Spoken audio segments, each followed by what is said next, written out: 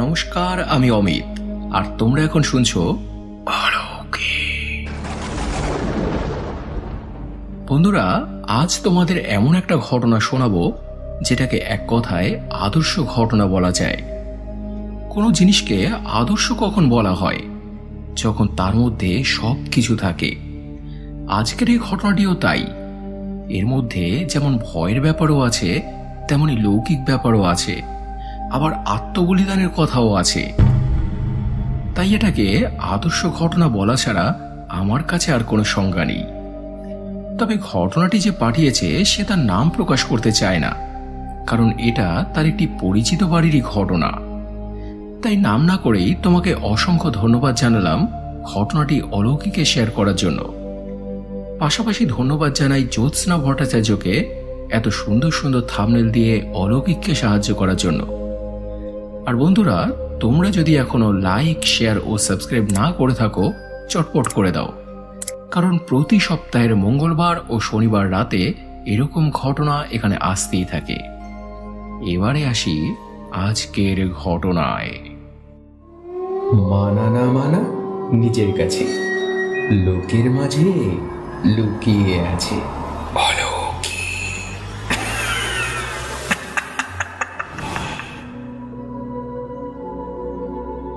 Hello দাদা ভাই, কেমন আছো?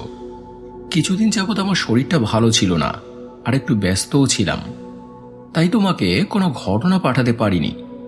আজ তোমাকে একটা ঘটনা শেয়ার করছি। তবে তার আগে বলি, এই ঘটনায় তুমি আমার নাম বা জায়গার নাম কিছুই উল্লেখ করো না। যাই হোক, ঘটনাটি বলছি শোনো। তুমি তো জানোই আমাদের এখানে মাছ ধরাই হলো মানুষের প্রধান জীবিকা। এলাকার সবাই প্রায় এই পেশার সঙ্গে যুক্ত।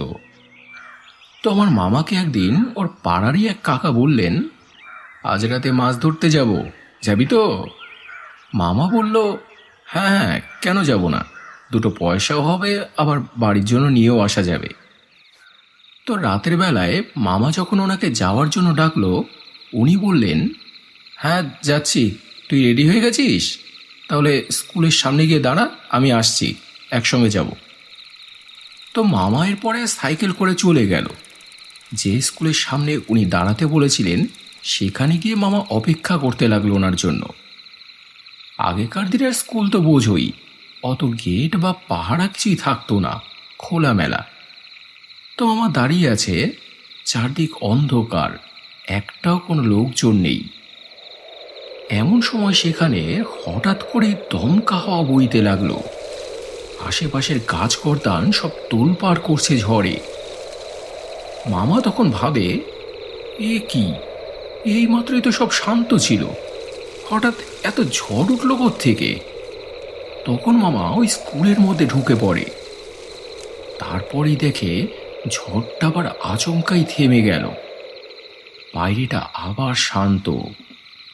কিন্তু মামা তারপরেই আবার দেখতে পায় স্কুলের সামনেই কে যেন একজন হেঁটে বেড়াচ্ছে। ছমছম করে একটা নূপুরের শব্দ হচ্ছে। মামার শরীরটা তখন কেমন যেন ভারী হয়ে ওঠে। কোনো জ্যান্ত মানুষ এত রাতে কি করবে এখানে? মামা সেটা ভালোই বুঝতে পারছিল। তারপরেই মামা আবার দেখল বিশাল একটা সাপ মামার দিকে তেড়ে আসছে। মামার ঠিক কাছে এসেই রাগে ফোঁস ফোঁস করতে লাগলো। তারপর আবার নিজে নিজেই চলে গেল সেখান থেকে। এসব দেখে মামা এটা বুঝতে পারছিল যে কেউ একজন বিরক্ত হচ্ছে মামার এখানে থাকাতে। মামা কি করবে তখন ভেবে পাচ্ছিল না। এমন সময় সেই কাকা সেখানে চলে এলেন, মামাকে ডাকলেন, কিরে, কোথায় আছিস? মামা তখন স্কুলের ভেতর থেকে আওয়াজ দিল, আমি এখানে কাকা। সেই কাকা তখন বললেন, এখানে কি করছিস তুই? তোকে তো বাইরে দাঁড়াতে বলেছিলাম। মামা তখন বলল, ঝড় উঠেছিল না, সেই জন্যই তো ভেতরে চলে এলাম। কাকা তো শুনে অবাক, বলেন, ঝড়? ঝড় কখন উঠল রে? পুরো আকাশ পরিষ্কার, এই তো আমি এলাম। মামা তখন বাকি ঘটনাগুলো কাকাকে বলল, কিন্তু কাকা তো কিছুতেই বিশ্বাস করতে চাইছিলেন না। মামা তখন বলে, তোমার বিশ্বাস হচ্ছে না কাকা? তাহলে এখানে একটু থাকো, সব দেখতে পাবে। তারপর সেই কাকাও ভেতরে ঢুকলেন। দেখলেন যে মামা যা যা বলেছে সব সত্যি। ফাঁকা স্কুলের মধ্যে দিয়ে কার যেন হাঁটার শব্দ আসছে, আবার কখনো মানুষের একটা ছায়া হেঁটে বেড়াচ্ছে সামনে। সেই সব দেখে শুনে কাকাও তো তখন ভয় পেয়ে গেলেন। মামা তখন বলে, এবার কি করবে কাকা? কাকা তখন একটা বুদ্ধি বার করলেন। জোরে জোরে চিৎকার করে বলতে লাগলেন, আমাদের ভয় দেখিয়ে লাভ নেই। তুই কে আমি ভালো করেই জানি। অমুকের বউ না তুই? এরকম করিস বলেই তুই মরেও মুক্তি পাচ্ছিস না। দেখবি আমি কি করব, অনেক কিছু জানি আমি। এসব যখন বলছে কাকা, তারপরে একটা দমকা হাওয়া বাইরে বেরিয়ে গেল। মানে জিনিসটা যে চলে গেল সেখান থেকে, সেটা পরিষ্কার বোঝা গেল। মামাকে তখন কাকা বললেন, আজ শুরুতেই যখন এরকম বাধা, জানি না মাছ ধরতে গিয়ে আর কি কি হবে। মুডটাই নষ্ট হয়ে গেছে। চল, আজ না হয় চলেই যাই, আজ আর মাছ ধরে কাজ নেই। তাই এরপরে কাকা এক রাস্তা ধরে চলে গেলেন, আর মামাও অন্য পথ ধরে ফিরতে লাগলো। যে পথ ধরে মামা ফিরছিল সেদিকে একটা বাঁশ বাগান পড়তো। রাতের বেলায় একদম নির্জন ঘুটঘুটে অন্ধকার থাকতো জায়গাটা। তো সেখান থেকে আসার সময় মামা আবার একটা জিনিস শুনতে পায়। কোনো একজন মহিলা কাঁদছে ওই বাঁশ বাগানের ভেতর থেকে।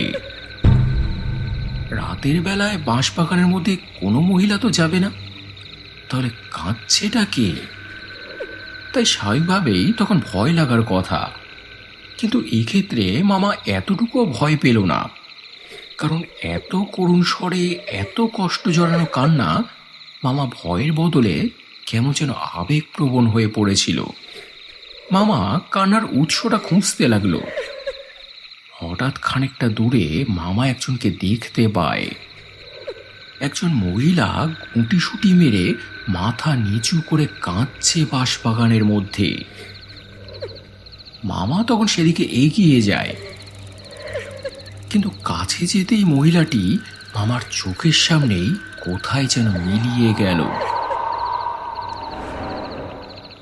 এবার তো মামা বিশাল ভয় পেয়ে গেল। সেটা যে জ্যান্ত মানুষ না, মামা সেটা ভালোই বুঝতে পারল। আর সঙ্গে সঙ্গে ওখান থেকে সাইকেল নিয়ে মামা দিল ছুট। বাড়িতে এসে দিদাকে ডেকে তুলল। দিদা তখন দরজা খুলে বেরিয়ে এলেন। বললেন, কি রে, তুই না মাছ ধরতে গিয়েছিলিস, চলে এলি যে? মামা তখন দিদাকে সব ঘটনা খুলে বলল, বাঁশবাগানের কথাটাও বলল। সেই শুনে তো দিদাও অবাক হয়ে গেল। বলে, ভুল দেখেছিস কিছু, বাঁশবাগানের মধ্যে কে কাঁদবে?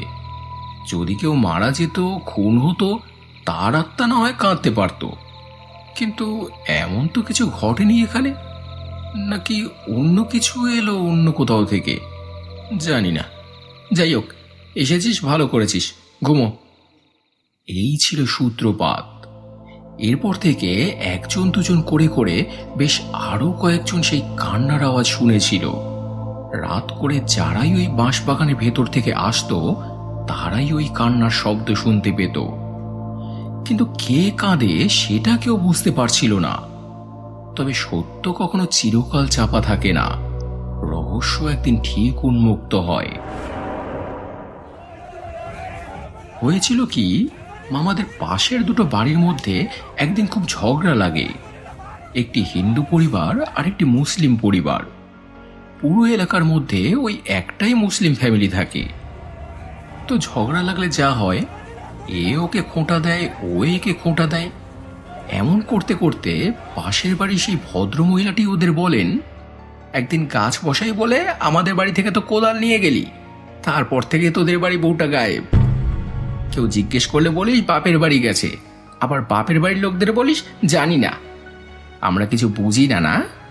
বাপের বাড়ি গিয়ে কেউ এতদিন থাকে? মেরে পুঁতে দিয়েছিস হয়তো, আমরা সব বুঝি। এইসব শুনে পাড়া প্রতিবেশীদের মধ্যেও তখন উত্তেজনা ছড়িয়ে পড়ে। তারাও তখন চেপে ধরে।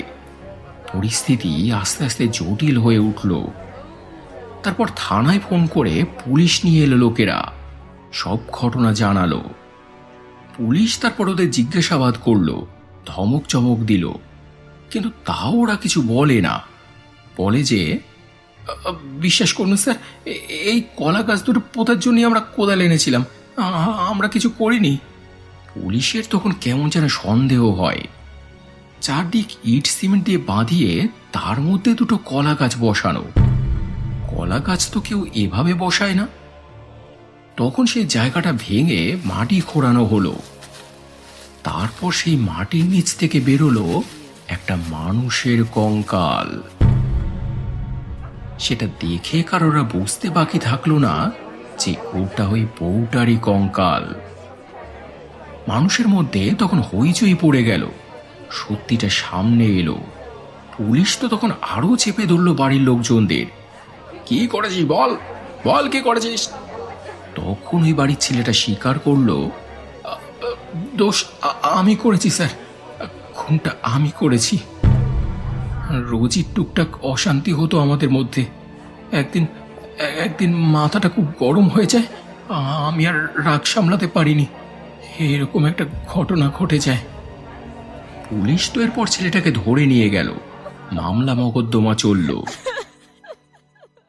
এদিকে ওদের ধর্মমতে নিয়ম কাজ করে বউটার অস্থি তারপর কবর দেওয়া হলো।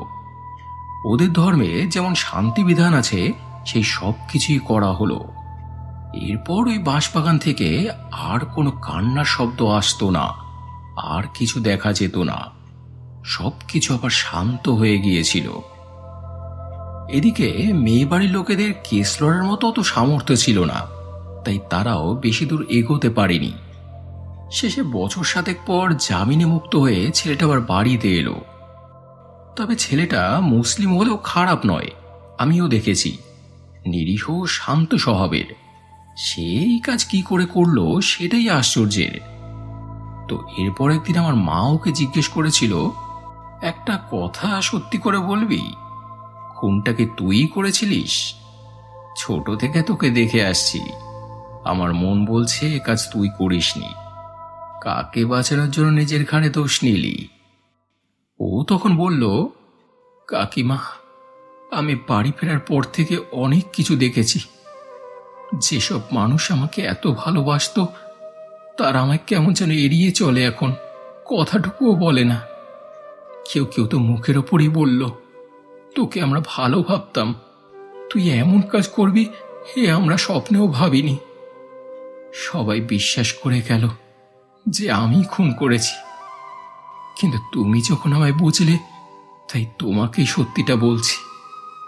আমি আমার বউকে খুন করিনি কাকিমা, আমার মা আর বোন ওকে গলা টিপে খুন করেছিল। আমি তাই ভেবেছিলাম যে যে যাওয়ার সে তো গেছেই, তাকে তো আর ফিরে পাবো না।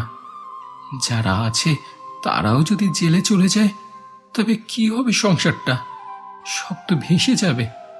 বদনাম হেনস্থা এসব কি তারা সহ্য করতে পারবে? তাই আমি তখন দোষটা নিজের ঘাড়ে নিয়ে নিয়েছিলাম যে আমার যা হয় হোক, আমার মা বোন তো বেঁচে যাবে। তাই তাই তাদের অপরাধের শাস্তি আমি নিয়ে নিলাম।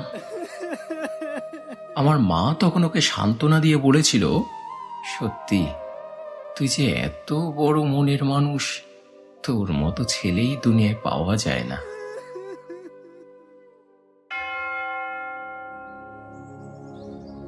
তো এই ছিল বন্ধুরা আজকের ঘটনা। খুব সুন্দর না ঘটনাটা? তো কেমন লাগলো তোমাদের আজকের ঘটনাটি কমেন্টে জানিও। যদি ভালো লেগে থাকে তাহলে ফেসবুক, ইনস্টাগ্রাম ও পরিচিত মানুষদের সঙ্গে প্লিজ শেয়ার করে নিও। আর এমন ঘটনা বা অভিজ্ঞতা যদি তোমাদের কাছেও থেকে থাকে আর তোমরা এখানে শেয়ার করতে চাও, ভিডিওর ডিসক্রিপশানে দেওয়া বা থাম্বনেলে দেওয়া নাম্বারে আমাকে হোয়াটসঅ্যাপ করতে পারো। লিখেই যে পাঠাতে হবে বা সাজিয়ে গুছিয়ে যে বলতে হবে তার কোনো মানে নেই। সাজিয়ে গুছিয়ে নেবার দায়িত্ব আমার, মানুষের ভালো লাগার মতো করে পরিবেশন করার দায়িত্ব আমার। তাই নির্ভয়ে এবং নিঃসংকোচে তোমরা এখানে ঘটনা শেয়ার করতে পারো। এবারে গত এপিসোডের কমেন্ট পড়ার পালা, যেখানে সমীর সরকার লিখেছে, অমিতদা একটু বড় দিন, একেবারে ছোট হয়ে যাচ্ছে। 25 মিনিট 30 মিনিট হলে ভালো হয়। ভাই ঘটনাই নেই, কিভাবে যে এপিসোড চালাচ্ছি একমাত্র আমিই জানি। তোমরা যদি গল্প শুনতে চাও জানিও, তাহলে শোনাবো। লিপু চক্রবর্তী লিখেছে, আপনার মুখে বাংলাদেশের মুক্তিযুদ্ধের কথা শুনে খুব ভালো লাগলো। এখনকার ছেলেমেয়েরা এসব বিশ্বাস করে না। আমার খুব ভালো লাগে যুদ্ধের কথা শুনতে। কোনো অতীত ইতিহাস আমাদের ভুলতে নেই, এগুলো হলো আমাদের অস্তিত্ব। আর মুক্তিযুদ্ধের কথা যদি বলেন তাহলে বলবো, মুক্তিযুদ্ধ, বঙ্গবন্ধু এসব ছিল বলেই বাংলাদেশটাকে বিশ্ববাসী চিনেছে। মৌসুমী মুখার্জি লিখেছে, অমিত ভাই, ঘটনা শুনছি, জানি খুব ভালো হবে, ভালো থেকো। রূপসী গাঙ্গুলি লিখেছে, ঘটনা শুনতে এসে গেলাম, অলৌকিকের ঘটনা মানেই দুর্দান্ত ঘটনা। Thank you. অজন্তা করে লিখেছে, আজকের ঘটনাগুলো ছোট ছোট হলেও খুব ভালো ঘটনা। সব সময় যে বড় ঘটনাই শুনতে হবে তার কোনো মানে নেই, অনেক সময় ছোট ছোট ঘটনাও দারুণ হয়। একদম। অমিতা জেঠিমা লিখেছে, ভয় পেতে চলে এসেছি, অসাধারণ সব ঘটনা শুনতে, জানি দারুণ হবে। মায়াদি লিখেছে, ভাই কেমন আছো, চলে এলাম ঘটনা শুনতে। ভাই ঘটনা যাই হোক, তোমার বলা স্টাইলে সব ঘটনাই দারুণ হয়ে ওঠে, ভালো থেকো ভাই। থ্যাংক ইউ দিদি।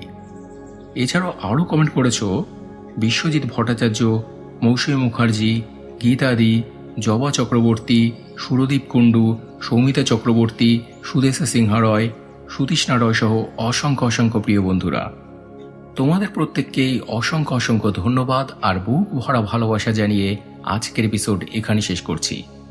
আবার দেখা হবে মঙ্গলবার আরও একটা জমজমাট অলৌকিক এপিসোড নিয়ে। সবাই খুব ভালো থেকো এবং ভালোবাসা নিও। ধন্যবাদ।